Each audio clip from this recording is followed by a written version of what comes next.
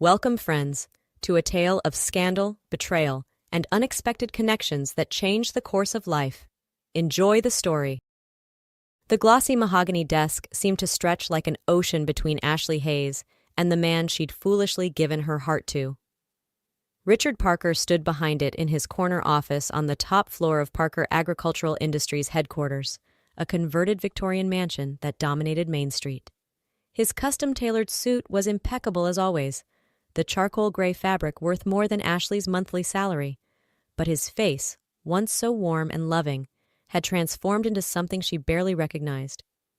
"You really think I'd leave my wife for some secretary?" His voice dripped with contempt as he stared at the positive pregnancy test in her trembling hands. "How naive can you be? Did you actually believe all those little promises I made?" Ashley felt the ground shifting beneath her feet. Just yesterday, in this very office, he'd held her close, whispering sweet nothings in her ear.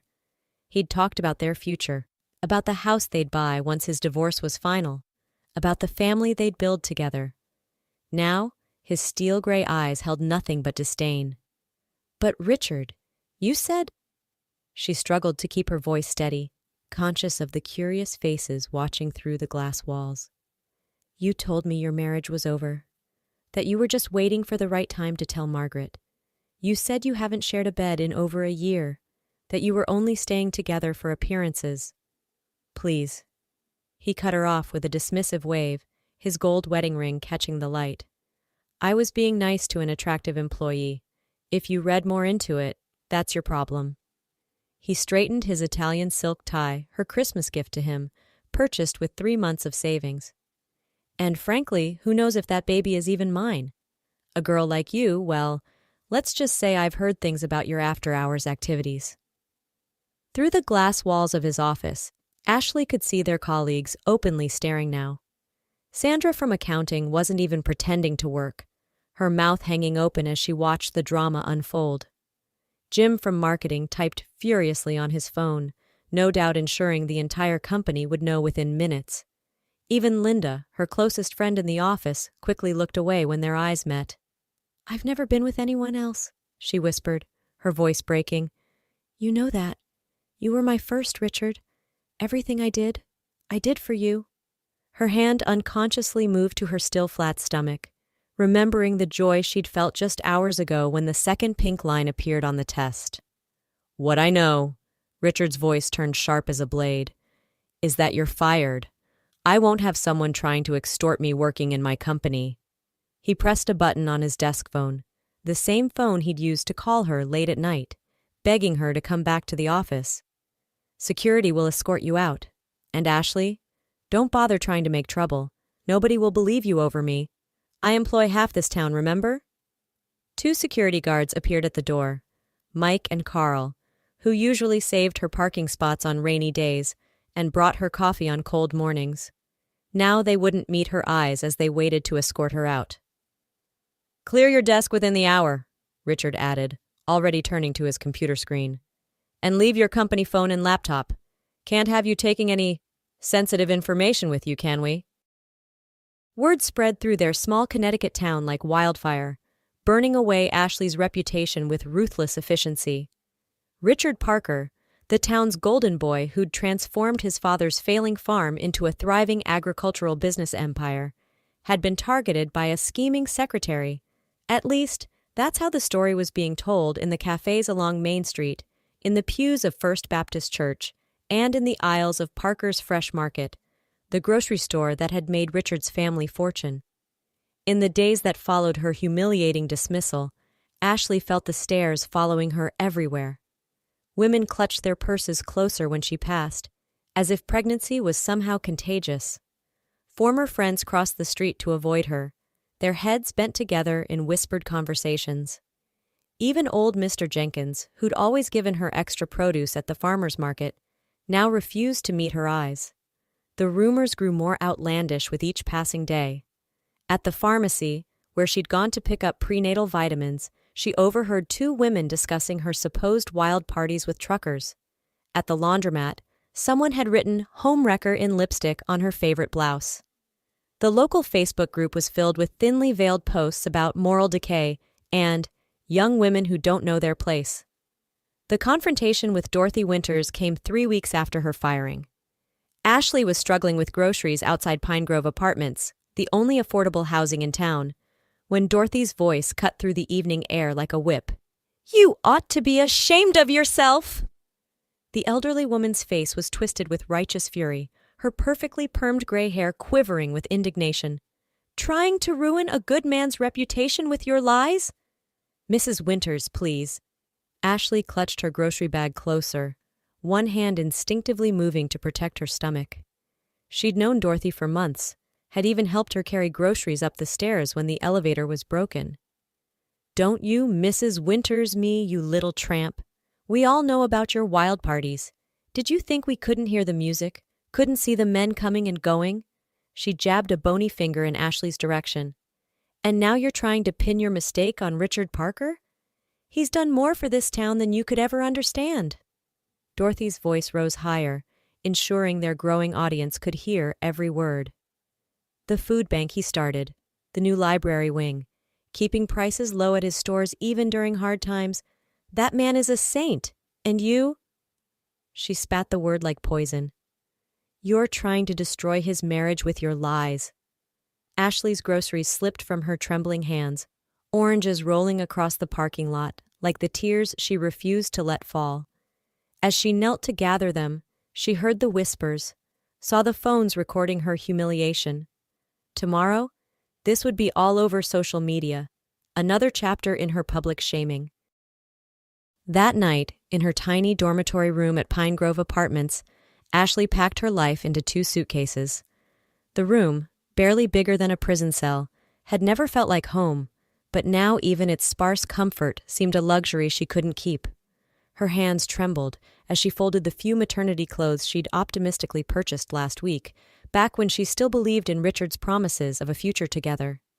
Being an orphan raised by her grandmother meant she had no family to turn to, no shoulder to cry on.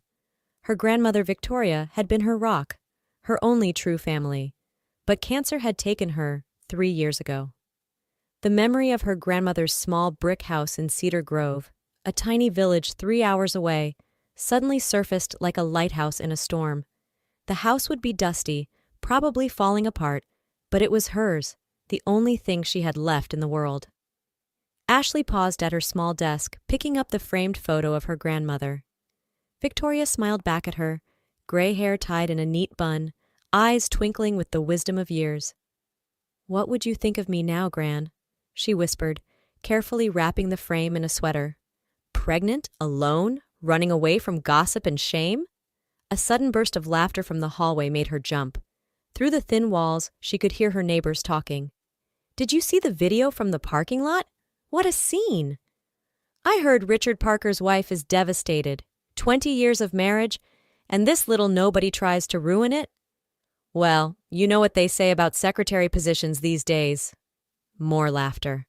Ashley's cheeks burned as she quickly stuffed the last of her belongings into her suitcase.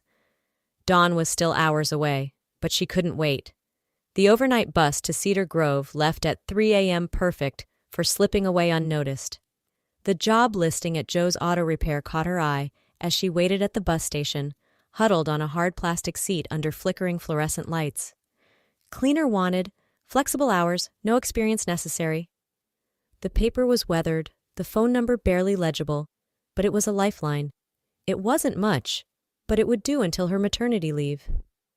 The station was nearly empty at this hour, just a few drowsy travelers and a homeless man sleeping in the corner. Ashley watched as the first hints of dawn began to color the sky, her hand resting protectively on her stomach. "It's just you and me now, little one," she whispered. "But we're going to be okay. We have to be." As she boarded the bus, an alert lit up her phone, another social media post about her, this one from Richard's wife, Margaret. "To the young woman who tried to destroy my family, shame on you. The truth always comes out." Ashley turned off her phone, watching through the bus window as the town she'd hoped would be her home disappeared into the darkness behind her. The ancient bus wheezed to a stop at Cedar Grove's only gas station, its brakes squealing in protest. Ashley stepped down onto cracked pavement, the early afternoon sun beating down on her shoulders. The village looked smaller than she remembered. Just a handful of buildings clustered around a dusty main street, the church steeple in the distance, the only thing breaking the flat horizon. Her grandmother's house stood at the edge of town, a red brick structure that had once been the pride of Cedar Lane. Now the paint was peeling, the garden overrun with weeds, and the white picket fence her grandfather had lovingly maintained was gray with age. Ashley's heart sank as she noticed the broken padlock hanging from the front door. Just vandals, she murmured to herself, dragging her suitcases up the weed-choked path. Probably kids looking for a place to drink. But her hand trembled as she pushed open the door, memories of better days flooding back with the musty smell of abandonment. The interior was exactly as she remembered, though a thick layer of dust covered everything. Her grandmother's rocking chair still sat by the window, the quilted cushion faded, but intact. The ancient kitchen stove where they'd baked countless cookies together stood silent sentinel over the empty room. Even the wall calendar still hung in its place, frozen on the month her grandmother had passed away. Ashley spent the afternoon cleaning, throwing open windows to let in fresh air and sweeping away years of dust. Each room held memories. The kitchen where she'd learned to bake, the living room where her grandmother had taught her to knit, the small bedroom upstairs, where she dreamed teenage dreams of escape to the big city. Oh, the irony of returning now, pregnant and ashamed. As twilight approached, she'd managed to make one room relatively livable. The old couch creaked as she sank onto it, exhausted but satisfied with her progress. That's when she heard it, a soft thump from below, followed by what sounded like crying. "Hello," she called out, her voice shaky. The basement. It had to be coming from the basement. Her grandfather had built it decades ago for storing preserves and root vegetables, but it had been empty for years. Probably just rats, she told herself, but the crying sound came again, distinctly human this time. Ashley's hands shook as she fumbled with the heavy basement door, her phone's flashlight casting weird shadows on the walls. The stairs creaked ominously under her feet as she descended into the darkness. The crying had stopped, replaced by a frightened silence. "Is someone down here?" she called out, sweeping the light across the basement. Old preserving jars lined the shelves, their contents long since spoiled. A broken rake leaned against one wall, and there, in the furthest corner, a small figure huddled behind some boxes. "Please don't hurt me," a tiny voice whimpered. "I want my daddy." Ashley's heart nearly stopped as the flashlight illuminated a little girl, no more than 5 years old, her face streaked with tears and dirt. The child squinted against the light, raising a small hand to shield her eyes. "Oh my God," Ashley breathed, quickly lowering the light. "Sweetie, what are you doing down here? Are you hurt?" The girl sniffled, her blonde pigtails matted with dust. "Mommy said to wait here. She said she'd come back, but it's been so dark and I'm scared." Ashley's maternal instincts, already heightened by her pregnancy, kicked into overdrive. She crouched down, keeping her movements slow and gentle. "I'm Ashley. What's your name, sweetheart?" "Sophia," the girl whispered. "Mommy said Daddy couldn't find me here. But I want my daddy. He's a firefighter, and he always finds me when we play hide and seek." A horrible realization dawned on Ashley. This wasn't some simple case of a child wandering into an abandoned house. This little girl had been hidden here deliberately. Her own problem suddenly seemed insignificant compared to the terror this child must have experienced. "Are you hungry, Sophia?" Ashley asked gently, noting the girl's dirty clothes and trembling hands. "I have some cookies in my bag upstairs. Would you like to come up where it's warm and tell me about your daddy?" While Sophia nibbled on cookies upstairs, wrapped in an old blanket Ashley had found, the girl's story emerged in pieces. Her father, Christopher, was indeed a firefighter in the nearby city of Millbrook. Her mother, Olivia, had left Sophia in the basement just yesterday, promising to return with breakfast. But breakfast never came.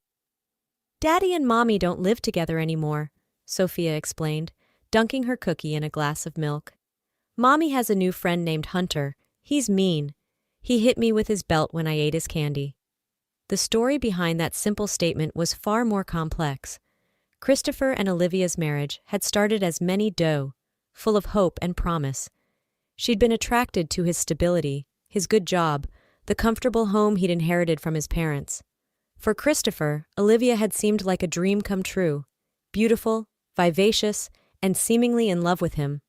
But the dream had cracked almost immediately after Sophia's birth. Olivia had no interest in motherhood, leaving the baby's care to Christopher and his mother while she pursued her own interests. Postpartum depression, Christopher had told himself, working double shifts at the fire station to pay for therapy she never attended. Then came Hunter, the new trainer at Olivia's gym. Tall, muscular, and full of empty promises about a glamorous life in the big city, he'd swept Olivia off her feet. Christopher had discovered their affair in the worst possible way, coming home early from a shift to find them together in his bed. The divorce had been bitter, but Christopher had won custody, the judge citing Olivia's instability and neglect. It should have been the end of the story. Instead, it had driven Olivia to desperate measures.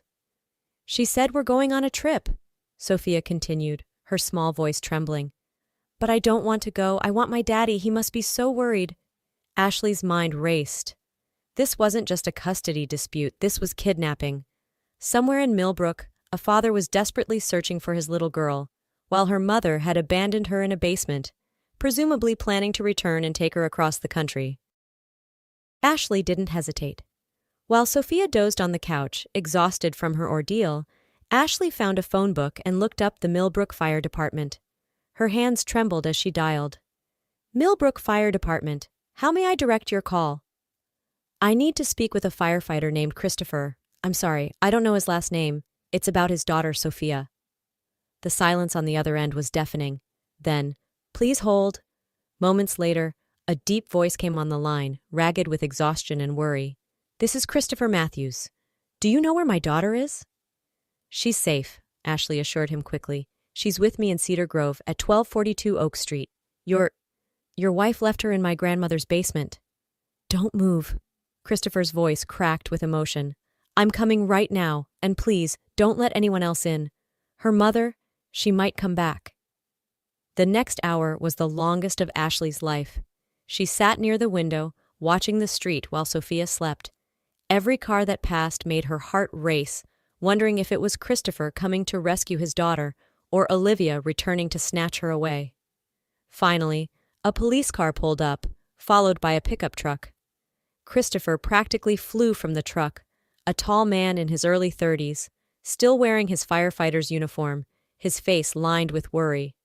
Behind him came two police officers, their expressions grim. The reunion brought tears to Ashley's eyes. Sophia woke to her father's voice, launching herself into his arms with a cry of pure joy. Christopher held his daughter close, his broad shoulders shaking with sobs. "Thank you," he managed, looking at Ashley over Sophia's head. "Thank you for keeping her safe." The police took statements, photographing the basement and taking notes. They explained that Olivia would be arrested for kidnapping and child endangerment when they found her. Christopher listened silently, never letting go of his daughter. As they prepared to leave, Christopher turned to Ashley.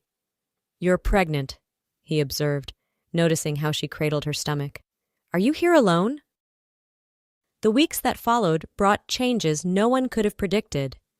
Christopher started visiting regularly, helping Ashley fix up her grandmother's house. At first, he claimed it was just gratitude for saving Sophia, but they both knew it was becoming something more. "The roof needs work," he'd say, showing up on his days off with tools and supplies. "Can't have you living under a leaky ceiling when the baby comes?" Or, "The garden's overgrown. Sophia loves fresh vegetables, you know. We should plant something." Sophia bloomed under the shared attention. She'd help Ashley bake cookies in the old kitchen, chattering about school and friends, the trauma of the basement incident fading under the warmth of their growing connection. Sometimes, she'd fall asleep on the couch while Christopher worked on repairs, and Ashley would catch him watching both of them with a soft expression that made her heart flutter. "I never thought I'd trust anyone again," Christopher admitted one evening as they sat on the newly repaired porch swing. "After Olivia, well, you know." "I understand," Ashley replied, thinking of Richard. "Sometimes the people we trust the most hurt us the worst." The police caught up with Olivia at a bus station 2 states away, attempting to flee with her fitness trainer boyfriend. The evidence in the basement, combined with Sophia's testimony, led to serious charges. Hunter, it turned out, had already moved on to another woman, leaving Olivia to face the consequences alone. Meanwhile, Ashley's pregnancy progressed. Christopher accompanied her to doctor's appointments, held her hair during morning sickness, and never once judged her for the choices that had led her to Cedar Grove. When Sophia started calling her mom one morning over breakfast, neither adult corrected her. "Move in with us," Christopher proposed one day, after finishing the nursery he'd insisted on building in Ashley's house. "Or we'll move in here. Sophia loves it here, and honestly, so do I." Their wedding was small and simple, held in the backyard garden they'd restored together. Sophia scattered flower petals down an aisle made of restored brick pavers, beaming with pride in her flower girl dress.